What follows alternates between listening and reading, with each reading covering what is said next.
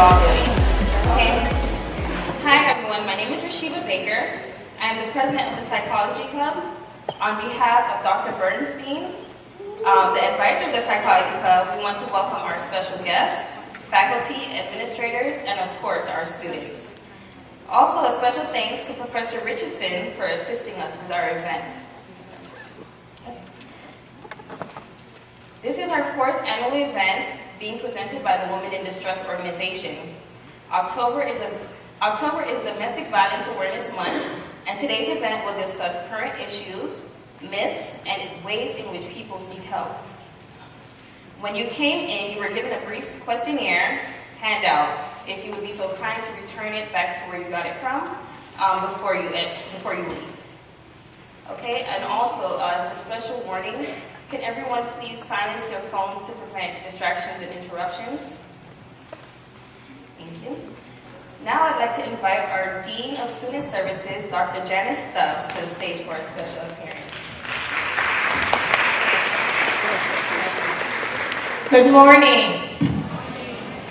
It is wonderful to see so many of you here today, and so it's very exciting that you're all here to hear about this very special topic.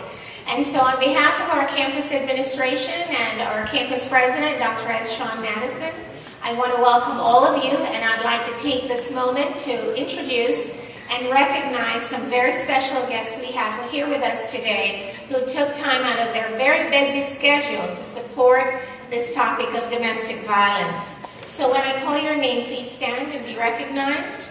Carl Hatton, Vice Mayor of the City of Davie. Town of Davie, I apologize. Lori C. Mosley, Mayor of the City of Miramar. Greg Ross, Mayor of the City of Cooper City. Mary Rydell, President and CEO of Women in Distress. Captain Jordan, BSO Special Victims Unit. Lieutenant Lorber, BSO Special Victims Unit. And Detective Tucker, who's also BSO Special Victims Unit.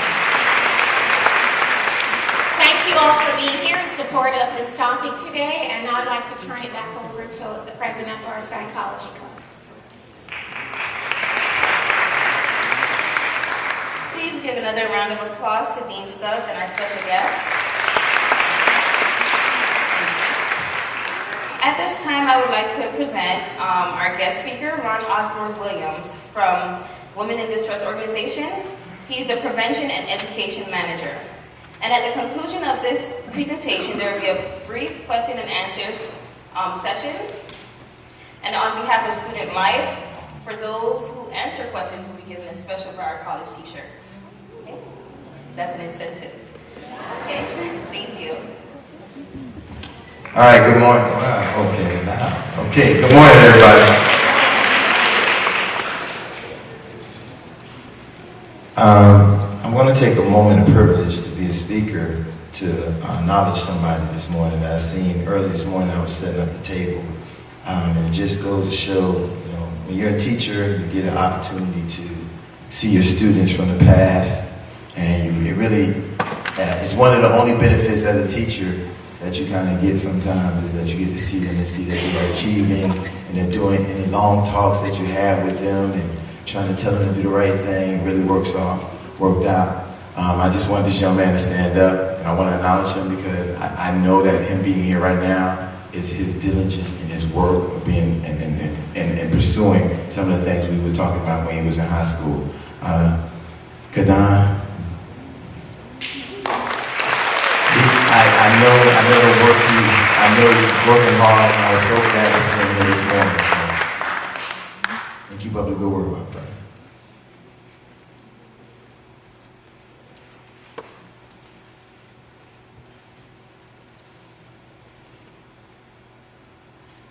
I'm not a Mac person, I'm a PC, so we're gonna work this out. Okay. All right, so folks, don't get dizzy because I'm not going to stay behind the podium. I'm not a podium person. I may be out there with you as we do this presentation. I'm a mover, but I'm going to try to make this, and I know I got to always remember my time.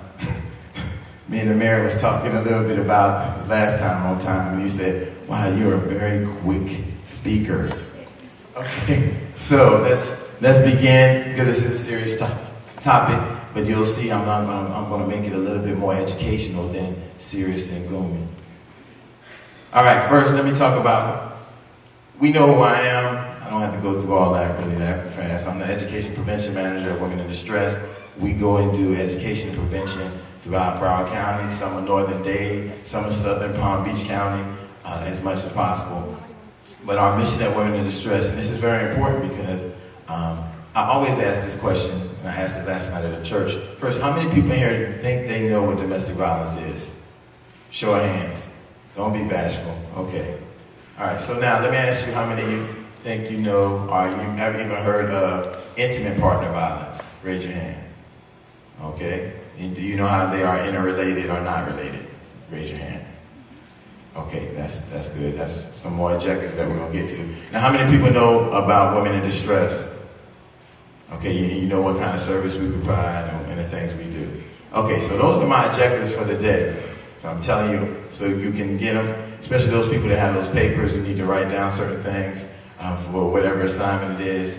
This is how I'm helping you with those objectives. But to start with our mission at Women in Distress is to stop domestic abuse for everyone. Everyone, including men, women, children, transsexual individuals, same-sex partners, through intervention, education, and advocacy. And it's very important. Everyone here knows what intervention is, correct? And I'm sure everyone knows what education is because you are in the Institute of Education. But education is important for domestic violence because a large part of domestic violence is a learned behavior. And the only way you can combat it is to relearn another way. The last thing is advocacy. Anybody know what advocacy is? It's another firm bro will know. To have someone to go through these steps with you, someone to advocate for you, someone to help you empower yourself. We follow an empowerment model at our agency. So having that person there is there not to do the things for you, but to empower you to do them. And so as we'll talk about, you'll see how it presents itself in the day's presentation.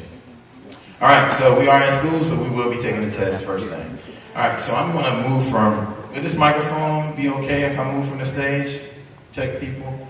All right, so I'm going to ask the questions, and when I ask the questions, you will say true or false by your hands. Some lucky people, I may come to you at the microphone and ask, why did you pick true or false? That's how you're going to be involved, so be mindful. And I maybe don't see your hand, raise your hand at all, I might call on you because you're the person I know have the answer. All right, so let's start with the first one. Domestic violence is due to poverty or lack of formal education. How many people believe that's true? Show of hands. I am on a roll for some reason. From this week, from every presentation I did, this question, no one raised their hand for true. So that's great. I'm about 18 for 0 right now. So that's great. So everyone else, that means you all believe it's false, correct? Right. Okay. So young lady, I see you watching me right here with that shirt on. Why do you believe it? I'm coming to you. Don't worry. I'm coming over here to you. Right here. Why do you believe it's false?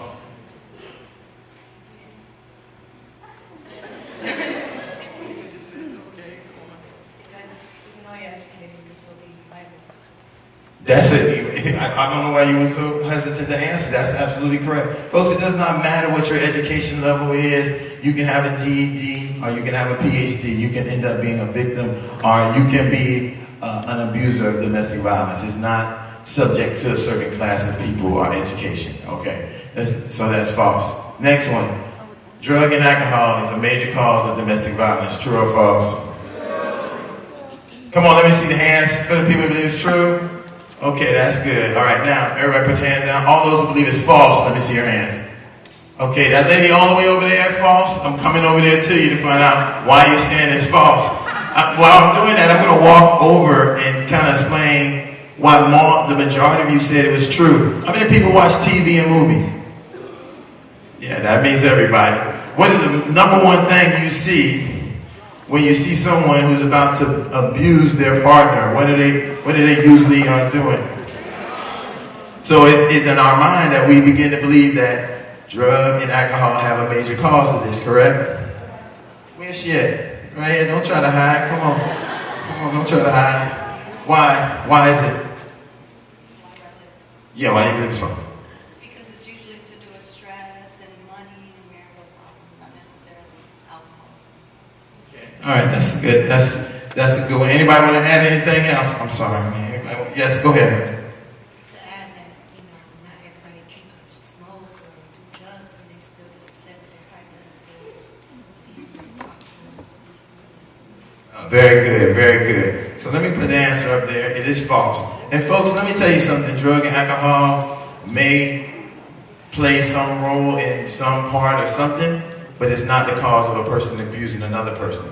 That cause is called power and control. And we're going to talk about that most of the day during our presentation. It's power and control that occurs. Because of alcoholic, there's many abusers who don't drink, smoke, or do anything, but they're still abusers. And there are alcoholics who don't do any violence, ever. They just go to sleep or eat. You know what that means. All right, so next one. A bad person has many legitimate reasons to stay in a violent relationship. True? Trues? Any trues? Come on, true people, raise your hand high so I can know. Okay, so I'm going to go to this lady right here who's true. So everybody who's false, raise your hand.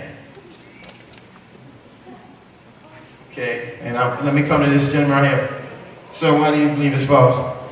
Well, it depends on what you determine is legitimate. For you or for the other person? For whoever is being abused. So I would say that there's not many legitimate reasons to stay with someone who's beating you up. So that's why I would say that they don't have many legitimate reasons. Okay, I hear that. And now, young lady, you said that they do have legitimate reasons. Why do you believe it? Some people are that get abused in relationships. They feel like the person tells them like there is no one until like or something like that. So they stay. Don't say you don't know. You gave a good answer. Don't ever listen. Never say I don't know after you gave a good answer. Be confident. The answer was good. Yes, it was great. And folks, yes. What happens, there's a lot of legitimate reasons. And I'm going to give you an example. Everybody in here right now, if I told you, listen, you have to get up, you leave, you can't take a phone, you can't take anything. You can just take your person. I have a helicopter outside that's going to take you to Fort Lauderdale Airport right now. You're going to get on a plane, you're going to go to Greenland, and that's where you're going to be living from now on. How many people are able to feel like they can get up and do that right now? I see people up in the back, so you can't call anybody, you can't do anything. You just got to get up right now and go, and you're going to be gone in Greenland. Right, I don't see very many people raising their hands. So I want you to think, this is the kind of mindset. This is the same kind of mindset that you're thinking right now, because you're not, most of you are saying, I'm not in a bad situation, I'm not abused. But this is the kind of thing that a person who is a victim is thinking about. How will I be able to just get up and leave right now like that? How? It's so many other things I gotta worry about. When my kids are at school, so I gotta leave my kids. I gotta leave all my family. When I get to Greenland, where will I be living? Who will be taking care of me? What will be happening? These things come into play. So yes, they have a lot of legitimate reasons, and we'll look at some of them later. All right, abusers have anger management issues. True or false? Let me see the truths. That's not okay. People that believe it's false. Let me see your hands. Okay, so everybody else is kind of undecided. I hope you all decided on November 4th. I know the people there want you to be decided on November 4th. Don't be so undecided. Get out and vote. Folks, it is seen that the jurisdiction system, and when the punishment comes from a judge, most of the time the person gets some probation, and they have to go to anger management.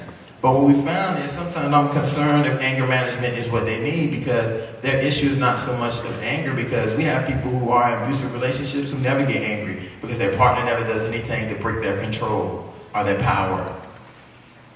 So, and when we look at a person who has anger management problems, anybody know somebody you know have anger management problems? Does anything, they can't handle any situation, right? For example, if their boss came to them and said, listen, I want you to stay here to 8 o'clock to get this report done, and it needs to be done by 8 o'clock, what do? They lash out. They might even punch their boss. They might do all these things. A batterer, abuser, that's not what they'll do, because it's not an anger management issue with nobody. And it's not really an anger management issue with his partner. It's more of losing that power of the partner through that power and controls. And then when someone feels like they're losing their power over someone, they begin to lash out in many different ways. All right, so that's false. Next one, battered persons leave their partner, abusive partners many times. True or false? Okay, let me see the hands for true. Yes. All right, now let me see the hands for false. Wow, this is getting really slim in decision making. Okay, it is true. They leave many times because they have a lot of reasons to leave, and they have a lot of reasons to go back. You think on average they leave about 7 times. Anybody can imagine what probably is one of the number one reasons why they end up leaving? A lot of times we hear this from a lot of our survivors, a lot of our participants. The number one reason why they end up leaving. For good, say what? Where was that person that brought it up? Yes, ma'am. Yes, the front row. Front row. I don't count you as the people I want to be answering, because I know you guys know all this. But thank you. And it is, folks. It is children. A lot of times, sometimes we believe that the violence is a part of that relationship, and it's not. And you don't see it as violence. You see it. We're having a disagreement in a relationship, and this is all relational things. And then it's not until you see that violence transfer from you to your children, the person said, "Oh no, this is not." No, I gotta protect my children, and I have to leave them. So think about that. All right. Last but not least, men are not victims of intimate partner violence. Yeah, false. So, and my first question is, and the last question is false. All right. So, and anybody believe that is true? No true, so I don't have to worry about that. Okay, folks. But here's one of our dilemmas with this. How many young men in here, and I ask this mostly at the college campus, how many young men ever feel like they've been domestically abused? Show of hands. Right, there's not one hand. If the hand went up, it was like, okay. So it's an idea. But now let me ask you these other questions, young man. Have you ever been in a relationship with a partner, and your partner has been upset or mad at you for some reason, and they decided to do one of these few things: smack you, thump you in the head, throw a shoe at you, kick you, push you? Has that happened to you in a relationship? Yes, it has. I'm sure that it has. And folks, you don't believe that's being abused, do you? Gentlemen, do you believe it's being abused? No, you don't believe it's being abused. But now let me ask you this.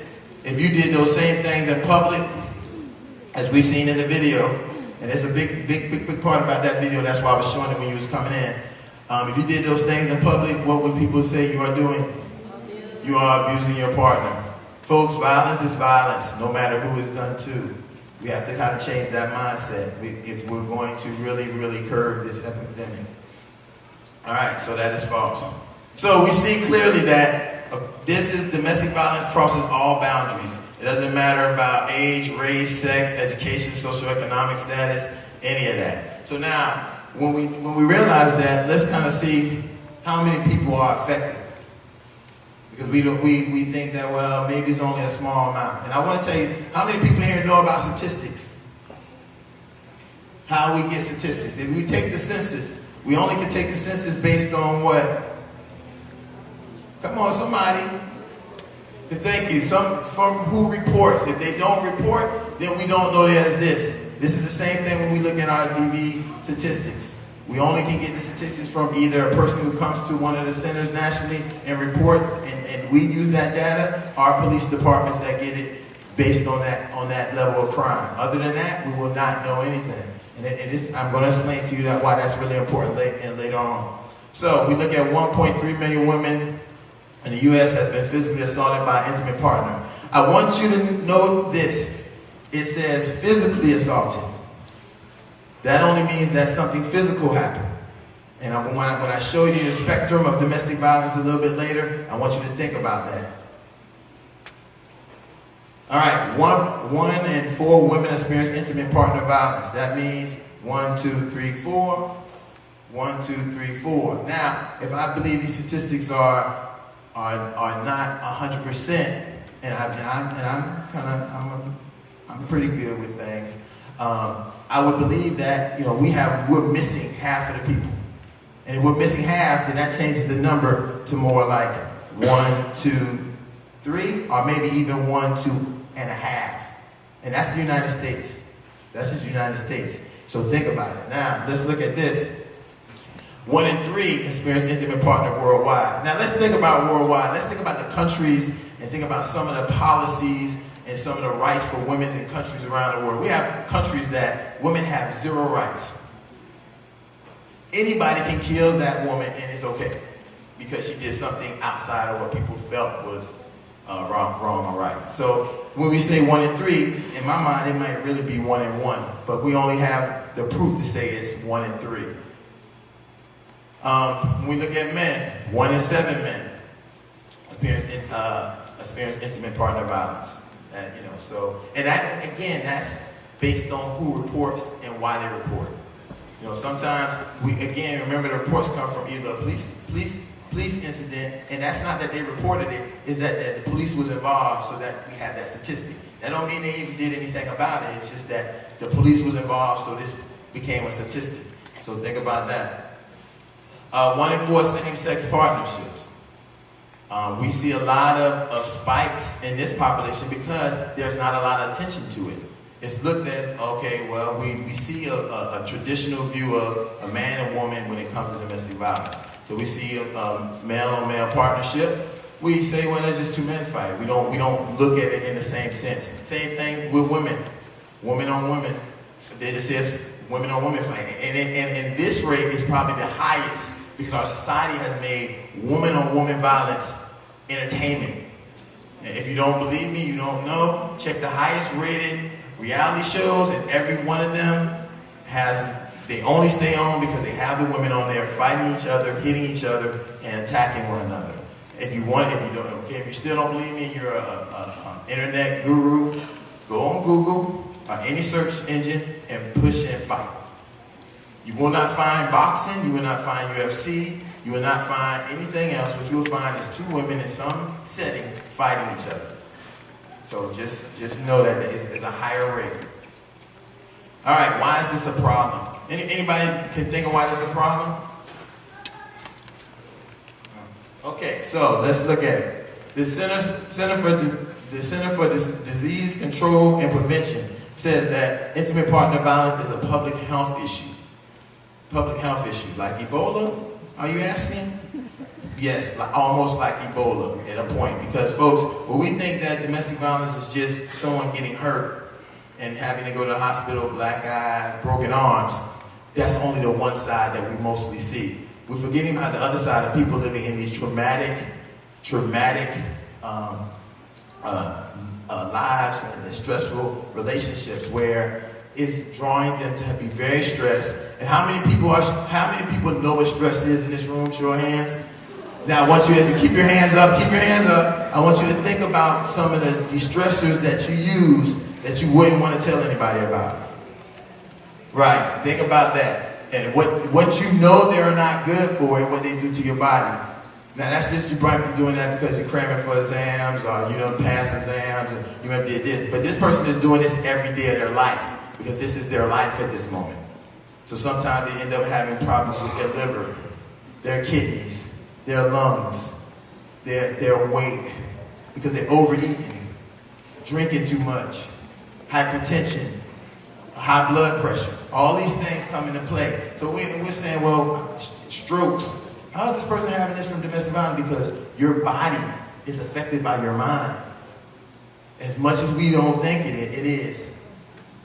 It costs us about $5.8 billion. That's not just in medical, that's in productivity. For every person who has to be out of work or don't go to work because they've been abused or because they got a black eye, that means they're not working. And there's many people who will become independent, they become dependent upon partners, and when they leave, they don't have work. So what do they have to do? They have to go on public assistance and get help from the state. That then costs, and who did that cost? That costs us as taxpayers who pay taxes. And it makes it higher and higher. So it affects us in many ways, societally and through our pocket. Looking at homelessness, 57% of families contribute homelessness to domestic violence. 57%. So that's over. When we look at that, that's a lot. A lot. It's one of the most underreported crimes and cause of homelessness in Broward County. So think about that. This is some numbers. I'm not going to read all these numbers, but you can look very quick. Look at the number of cases in 2013 where domestic violence offenses were in Broward County. That's overall. Then look at the next number, and look at the number of women 18 and older in Broward County. Then look at the number of them who have experienced domestic violence. And just kind of do a little math. I know everybody don't like to do math, but do a little math of what that means. And then think about this, 50% of them have children that's under 12. The largest number that we see, and most of them are women who are pregnant, who have a child that's still under 16 months. So they have one pregnant, one in belly, and one 16 months on average. All right, and then there's the number for the men in Broward County, 18 years and older. All right, murders. And I would say that this number is probably a lot higher than 4 murders each day, because we're seeing the murder change from just a murder to murder-suicide. And even bigger than murder-suicide, people are living now, and this is because of economics and because people need places to stay. People are staying more with other people. Well, we're staying with my mom, and we're going to stay in the family in a bigger house.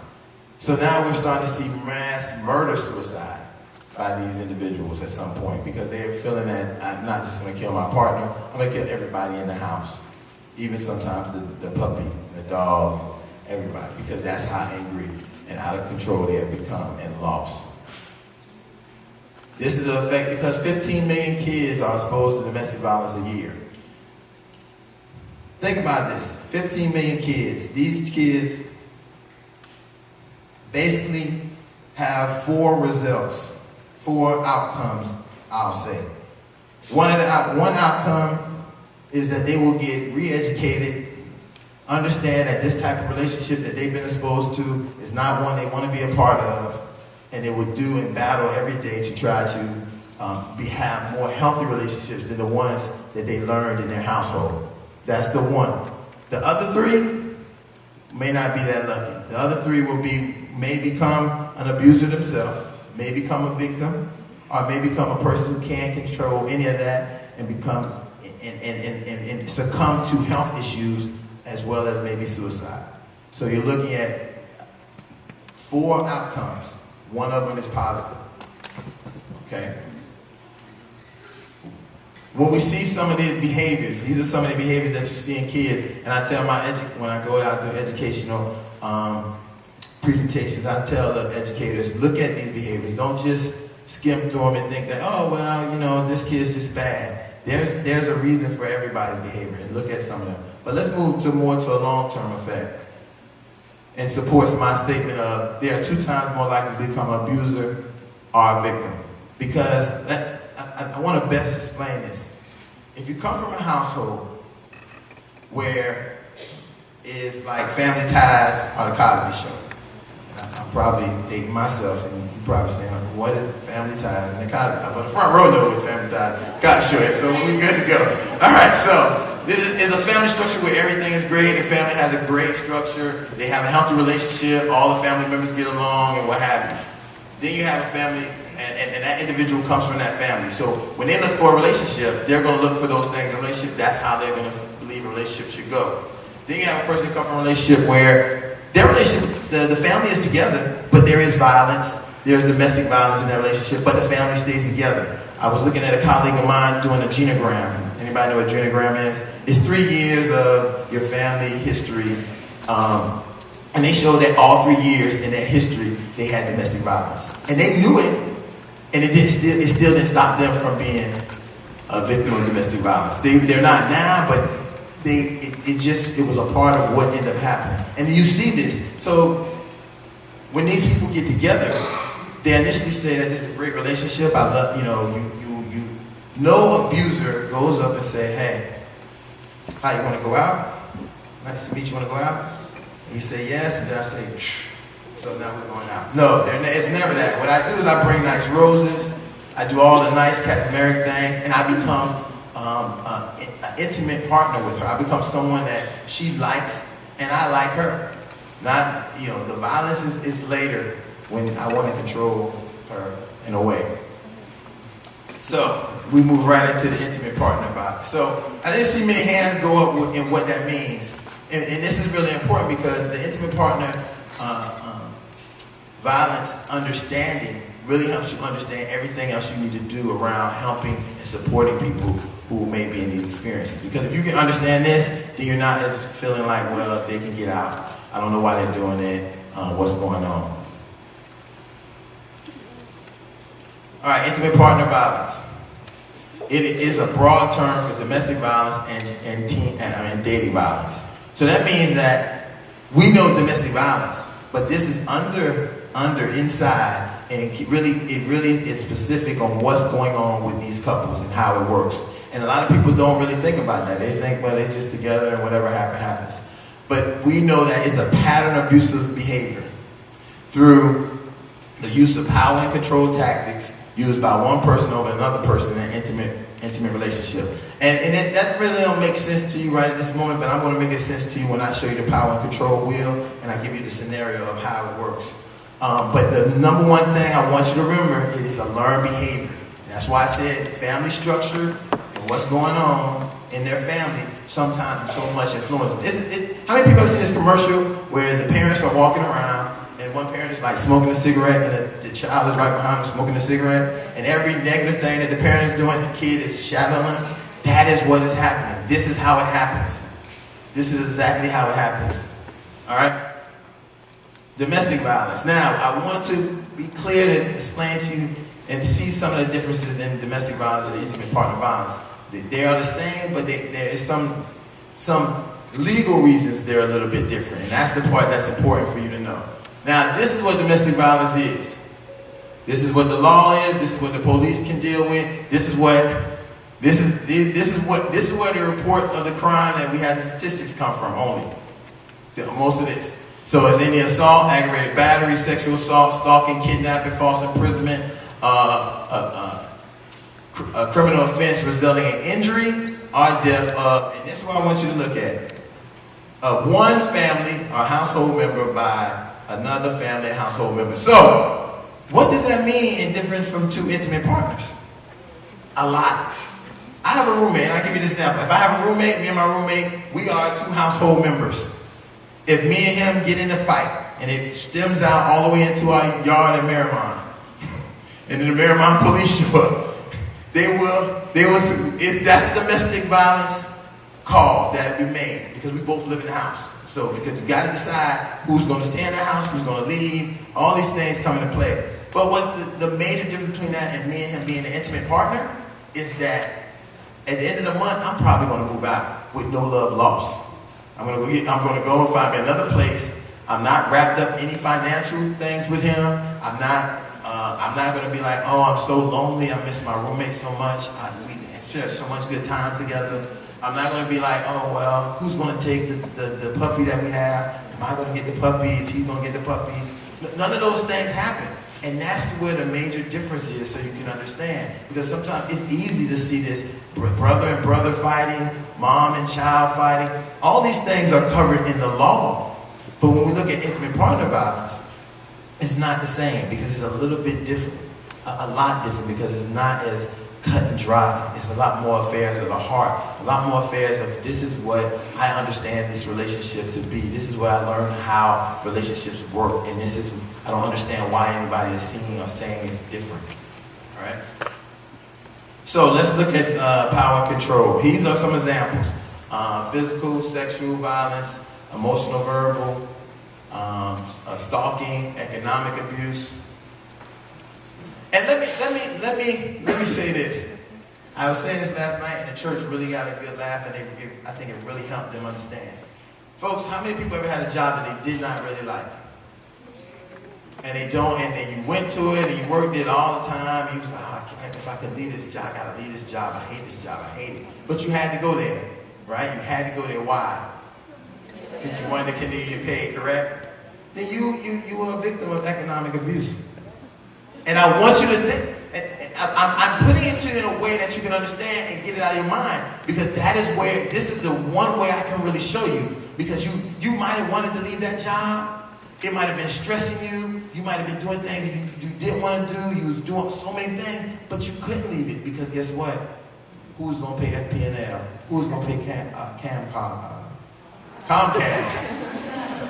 Who's going to pay the water bill? Who's going to put the gas in the car? Who's going to do that? So what did you do? You suffered and bared to stay at the job.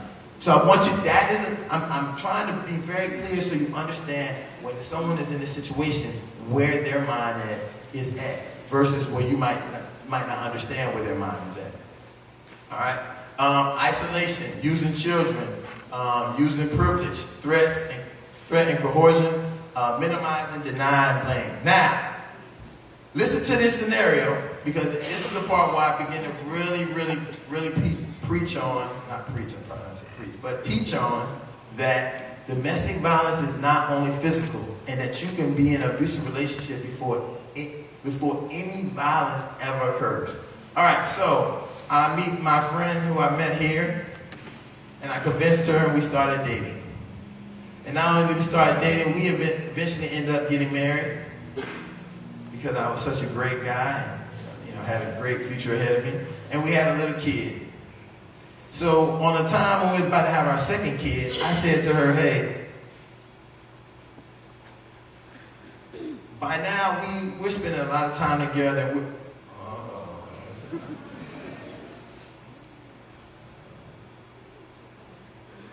All right. We're spending a lot of time together, just me and her. We don't do any Thanksgiving, Christmas, holiday. We do everything only me and her. She no longer goes out with any of her friends and buddies from the past. And she goes, it's just me and her. What have I done to her at this point? But she doesn't see it that way, because she just sees that I'm spending all my great time with her. And it's loving. Her man is with her all the time. So then I say, listen, we're going to move from Florida. We're going to move to Portland, because I have a nice house out in Portland in the woods. And we're going to just move out there. We're going to go move out there, take the kids, just me and you. And you think she hesitates to go? You think she hesitates to go? No, she doesn't. We go, and we move right out there immediately. So when we get out to Portland, she couldn't really find a job, and it was kind of difficult. I had a job. And so what I told her, honey, you don't have to work. You can just stay at home. You don't need to worry about anything. I'm going to take care of everything. You don't need a credit card. You don't need a bank account. I will do everything. It will all just be me, and I'll take care of it. What have I just did then, folks? I've become working on my economic abuse. All right. So what happens is, one day, she has on an outfit that I say, oh, that's a nice outfit, but I really don't think it's nice. And I say, you know what I want to do? I want to take you on a shopping spree. And I take on a shopping spree, but I pick out all the clothes for her and the kids. The clothes that I think that are nice. And then somehow, when she comes home, all those other clothes she had, they disappear. That's more economic. That's more. So, one night we're sitting at home. I skipped something. So there's a gun show in Portland, and so I take myself to the gun show. And this is important, and you pay attention. I tell her, I think that it's kind of rough out here. I need to be protecting us as a family. I need to do some things, and we need to be protected. So I go to the gun show, and I purchase 3 guns. I purchase an assault rifle, a shotgun, and a high caliber handgun.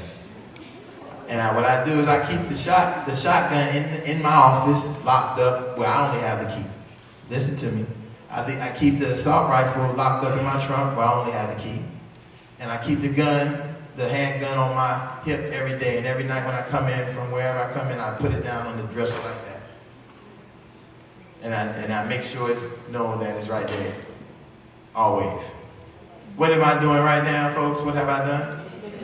Intimidation. Because now she knows that I have a gun. Because if I got a gun for us, what most couples do is say, let's get guns Let's go to the range. Let me get you a gun that you can handle. So when you're at home, you can handle a caliber. I didn't do any of that. I got everything for me that I had. She knows that she just needs to stay at home, and these things need to happen. Now, we get to the next part. One night we're at home eating popcorn, watching 2020. The special's on. We're laughing. We're having a good time, snuggling. The kids are in bed.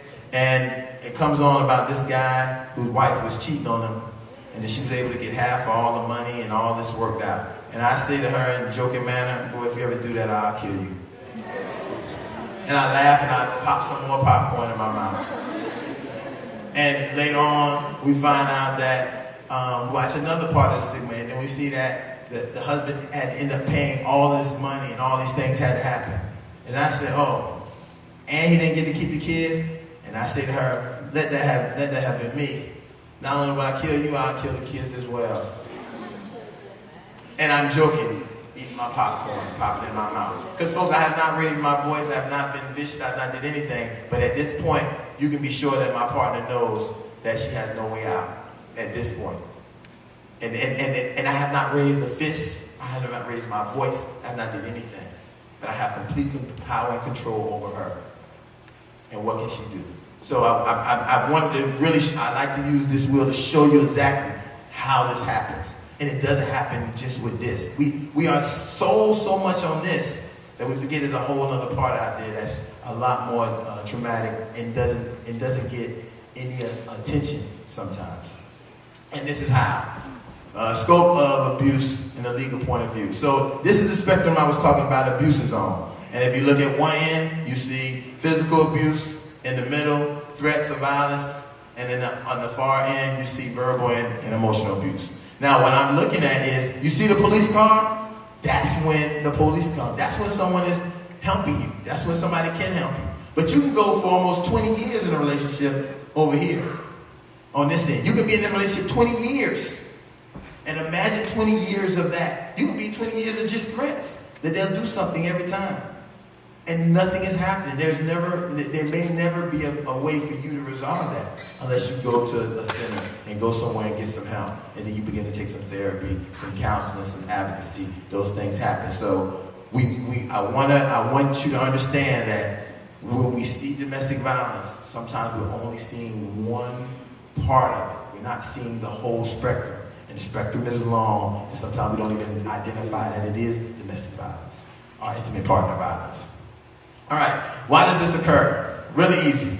It is a learned behavior, and I kind of already explained that about your background and how those things work. And there's no better way to kind of really share that with you is to kind of talk about my little cousin who moved from Turkey to live in my mother's house. And this little guy was, he was 4 years old. So if you know anything about 4-year-olds, you know he was rambunctious. And what happened, every time he would go somewhere at the mall, whatever, he'd walk up to people and say, and he would do that to people. So, and that would become problematic because you can understand we walking in the mall and another little kid there and he chop, kick him. And what we found out is that, one day I was going to take him to my house to stay with me when I was, and he was going to come to my house. But his mom said, oh, don't forget his video because he only watches this video. And that's what I learned. His mom was an IT person. She sold stuff on Google. So when they was in Turkey, she would do her computer and guess what he would be doing? Sitting in front of the TV watching Kung Fu Panda like this. Because he'd still watch Kung Fu Panda here in the States like that. And so he learned that that's what he did. That was the only thing he learned to do. How to do it and interact with people. And then if you can imagine that's how our kids are. That's what kids do. They learn from what they are exposed to and they do that. So this is how we understand this is a learned behavior. All right. We also have some social influences that also compound this whole situation. And if you look at some of these, you can look at some of these and definitely know where they come in and fit in that you have experienced in your life. But let's look at some gender narratives. And when I look at these pictures, I want each of you to look at them not at the age that you are now. I want you to think about being a 7-year-old child. No matter what 7-year-old child you decide that you're going to be this 7-year-old child when you look at these pictures. And when I describe them to you, I want you to think about what that tells you about your future and who you will be. First one, Van Housen ties. Show her is a man's world. This is from the 50s. So as that 7-year-old little girl, what does that tell you? What does that tell you that your future should be? And what does that tell you as a little 7-year-old boy, what your life should be and how it should work for you? The next one is the late 60s, early 70s. A shoe for a men's shoe. The man's shoe ad. Keep her where she belongs. Look closely at the picture, folks, and think about it. Now, remember, you're a 7-year-old kid. I know somebody was saying as an adult, it's not an adult, 7 years old. This is the image that you're seeing, and it's telling you where your future is. And the last one is a more present picture of the lady in the red dress. And what does that tell you? That you should be pretty, and it's okay to be pretty, to be stepped on and stomped on, and for these things that happen to you. So these are the kind of narratives that we developed. So to also reinforce this kind of behavior.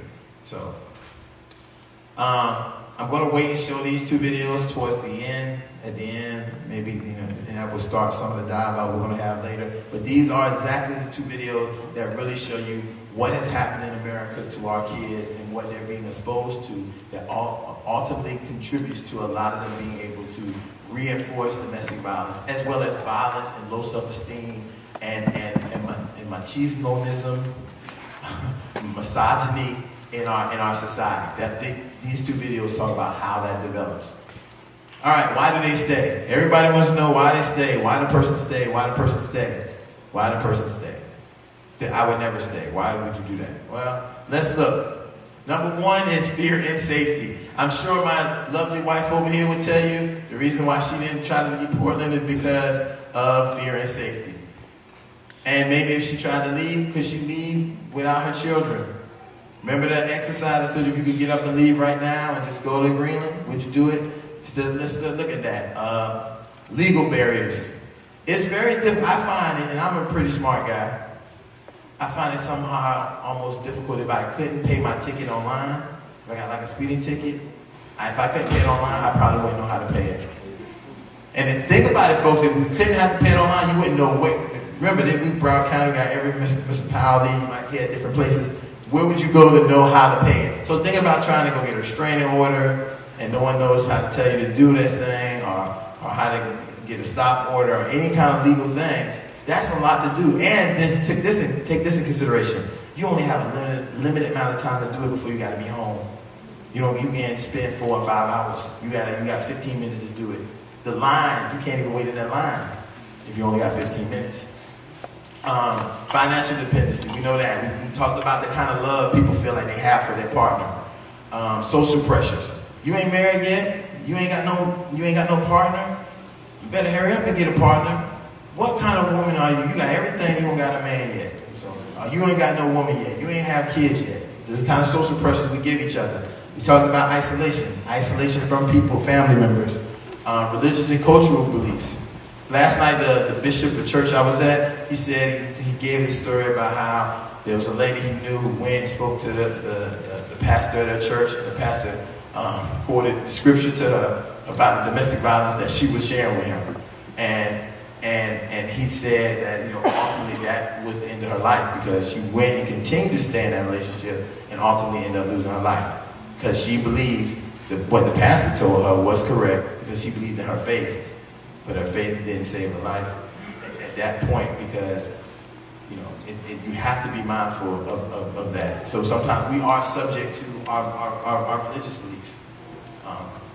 Lack of resources. Sometimes we don't have the resources to even know or even, and that's a big part of my job, to make sure you know where the resources is, know where to find them, know who you can refer, where you can refer, know what you can call Holly and Taya. They can boom to whatever you need and get you started. Fear of parent. Okay, this is for many of you in here, and this is the younger group. Fear of parents' response. That person their parents told you not to be with. That person's not good for you. And what you do is to not prove them right. You stay in this relationship. You say, I can't let them know that this is happening. I can't. And really you end up staying in a relationship to prove somebody wrong, and it can be very detrimental to you. And last but not least, that we're seeing now in this technology age is blackmail. But we like to use all types of video and pictures. And folks, as a professional, well, first let's say as an entertainer, a celebrity, that may be okay and that may advance your career because you're in entertainment and celebrity and that. But when you're looking at getting a profession like nursing, teaching, therapy, any of those things, that's not going to advance your career. Actually, it will come back to hunt you. Because every one of those ones I talked about have boards who have ethics. And so those pictures and these videos that you may have, that this person may have of you who will convince you to do something, will come back to hurt you. So think about that. All right, why do they abuse? It's real easy, because they can. It's not like it's very hard to abuse. It also is something that they know to do. It's something that they know to do. This works for them. It works in this relationship, works because it's their learned behavior. If you ever have talked to a person who you might felt was an abuser, you'll find out that some of their thoughts are irrational. You'll say, okay, so you said that you could never go out anywhere with any of us ever, and why is that? Because my husband wouldn't allow me to go out. And do you speak to them and then just say, you just go to them and say, hey, why is your wife can't go out? Oh, because the only person who can go out is me. That sounds really irrational to me, but these are the kind of thoughts in the mind that people have. And it's also then socially reinforced. We have the same society that goes back and reinforce all of these things again. Just to restate, it's not cause of drug and alcohol, not cause of anger. What are some of the signs? Quickly, these are the signs for you to recognize of your own relationship. Frequent criticism, humiliation, threats, possessive, jealous, isolation, constantly checking up. And let me tell you, that's in red because I have to talk about it. We love to get text messages. We love to see the text message say TOY, smiley face, and think about you. But you start getting annoyed at them when it's like 6 in the hour. It's 6 in the hour. And then next thing you know, it's 24 in a day. Almost one every hour. Or maybe even more than that, 48 in an hour. I don't know that, a day, I'm sorry, not an hour. So, but what ends up happening, sometimes you'll say, well, I'm not gonna cut my phone off, I'm not gonna listen. And what you'll find out is do you think that a lot of times, and I'm showing it, you think the abuser then does what? Gets mad and gets angry? Not the savvy ones. The savvy ones, you know what they do? They know where you at. They go pick up the man on the side of the road when you come off of 95 with the flowers. They pick those flowers up and they come to your job. And then think about it. They come to your job. What does everybody say when they walk in with the flowers? Exactly. That's a part of, listen, this is a whole part of it. They're mad. They're upset that you haven't answered their phone, but that don't mean they have to lash out to you. They can find a way to make you feel guilty about what's going on. See, it's a lot more of this sometimes. Now, you feel guilty because, look, they brought you some flowers. Everybody's saying, oh, he's just the greatest guy. I never had nobody bring me flowers, this, that, and the other. It only sucks you more into what's going to not be probably that great later. Okay, so these are the kind of things we think about. Now, Christmas is coming up. And if anybody's saying they're going to buy you a phone for Christmas, just tell me your past. Might have the GPS in it, so an iPad or whatever, it might have the GPS in it. Limited resources. How many people in here is comfortable if someone said, I'm going to commit suicide because of you? I know, no hands show up. And it's not as simple as, we hear suicide threats, but in this case of me saying that I'm going to commit suicide with my partner here, is the threat real? Can the threat be real by me saying I'll commit suicide? Why is it real? Because she knows that I have 3 guns. It's very easy for me to do so. Or I may have did some things. For example, we were out one day and I got mad and I tried to jump out of the car on 95. Or we was on vacation and she didn't want to go canoeing and I said we wanted to go canoeing and she said, no, I don't want to do it. And I jumped on the balcony and said, I'll jump off if we don't go canoeing. So in her mind now, if I say I'll kill myself if you leave me, guess what she will believe? I will kill myself because I did these acts. And sexual coercion. That means if you don't give me some, I'll get some from somebody else. Or if you're not doing it with me, that means you're doing it with somebody else. These are the kind of things you begin to hear. Now, what we can do to see for others. And this is important because one of the biggest cases that received the largest sentence in the state of New York, you might have seen on 2020, you would have figured that the abuser would have been sentenced because of him recording all the abuse sessions and his children having them record. You would figure that would be enough to get him a sentence, but it wasn't. What got the sentence was these kind of things. That her boss one day heard her on the phone saying yes, master, to her husband, and he said, I can't do this. And from that point on, she started recording everything for her job, everything. Anything that happened, she came in with a bruise, an injury, she missed work, he documented.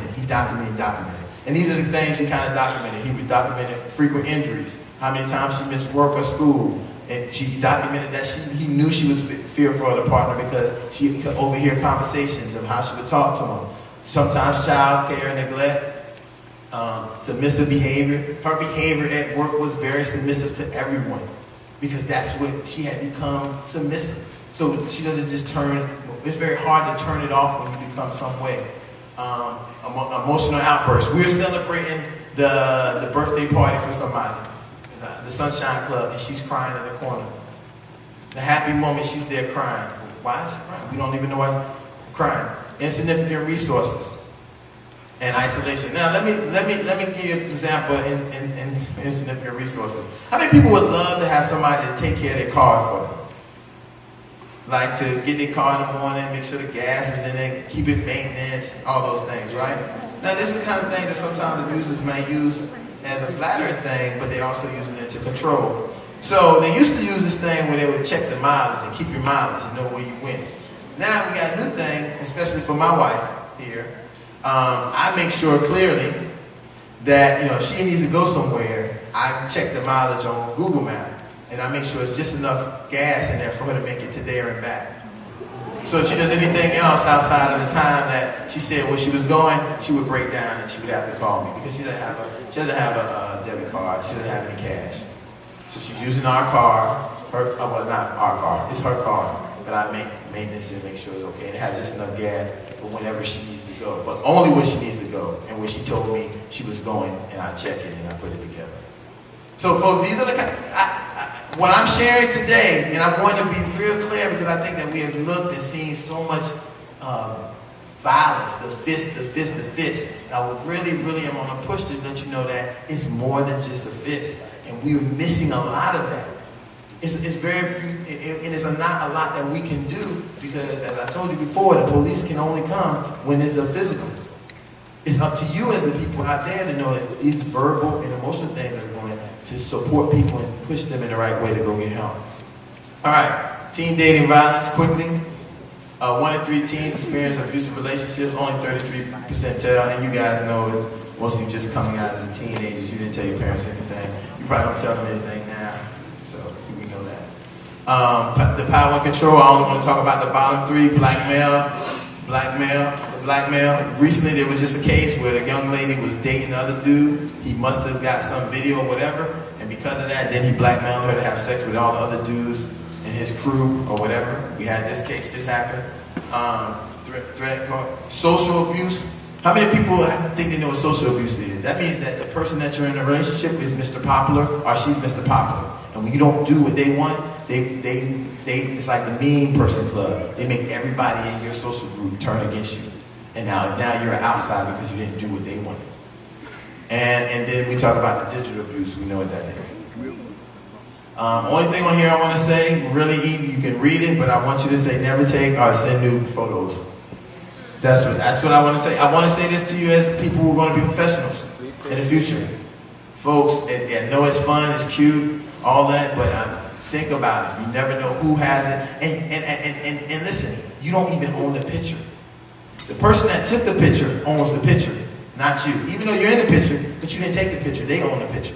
So when you try to go and get it taken down, they'll say, well, did you send this picture to us? And you'll be like, no, but there's a picture of me. Well, you don't own the picture. All right, so think about that. All right, here's some information hotlines for teens. What can we do? Quickly. We can do our bystander accountability. In the video, and I want to point this out. In the video, when we seen it, how many people seen the video, the whole video in the beginning? And we seen that when the guy was abusing the woman, how many people came up and stood, and how quick that changed? Yeah, this is being bystander accountability. At that moment, those people said they recognized their own power and communal responsibility, and they took a step to make that situation different. And they changed it immediately because he bowed down. If you've seen in the video, he says, okay, you're right. And more people that came, and no one was aggressive. See, we sometimes feel that we have to be aggressive, and we don't have to be aggressive. We can just be rational and reasonable. Hold the abusers accountable for what they're doing. Let them know that, listen, this is, what you're doing is hurting me. I don't know if it's hurting her, but for me to see her, you watch this, it's hurting me. And if other people around, you want to go and get them involved, empower them to come with you, to say, this is hurting us that you're doing this. And it's really hard to get when a person is speaking to you in a nice tone saying, you're doing something to hurt me. I'm not in your business. See, here's the difference between what are you doing to her, stop doing this. I'm not in your business. What I'm saying is the business that you have made the public for me and what it's doing to me. That's the way to end up being safe. And then try, if you can, encourage the victim to go and talk. Next thing, avoid victim blaming.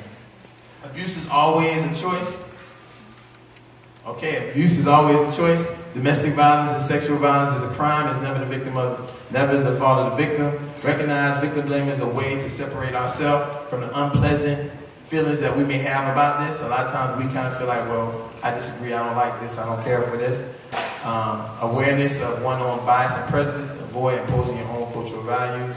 And don't judge. As much as possible, it's hard not to judge because we have our own opinions about things. But the only way we can help people is not by judging them. All right, and educate yourself. And I hope that we did this today. You educate yourself by, one, being aware of the red flag, understanding the barriers of justice, recognizing the difficulties in seeking assistance, the reasons why victims stay. We looked at some of those. And then being able to understand the effects of domestic violence on the victims, the children, and the society. And know your limits. I know everybody go home, they take off their shirt, and they have a Superman or a Spider-Man or emblem underneath their shirt. But folks, we are the domestic violence centers, we are the experts. We know what to do there. We will help them. We have a hotline that will be able to give them safety plans like the emergency room. We know what to do for them immediately and how to help them. And we're not here to make them. We're here to help them decide how they're going to do. And that's very important. Don't put yourself in danger, connect yourself to resources. And the last but not least, folks, the person is in the darkness. They may be pushing you away, they may be doing a lot of things, but you want to try to keep a light. Even if you can't keep a light for them, keep your lighter and flick it every once in a while. Because there's going to become a point when they are in the darkness and they want to look for somebody to help them, and everybody's going to be refused. If you are willing to be supportive and flick your lighter, they'll come towards your light when they really need it. And it's a time that they're going to need it. So I'm going, it looks like my time's up. So I'm going to end. And thank you. I hope everybody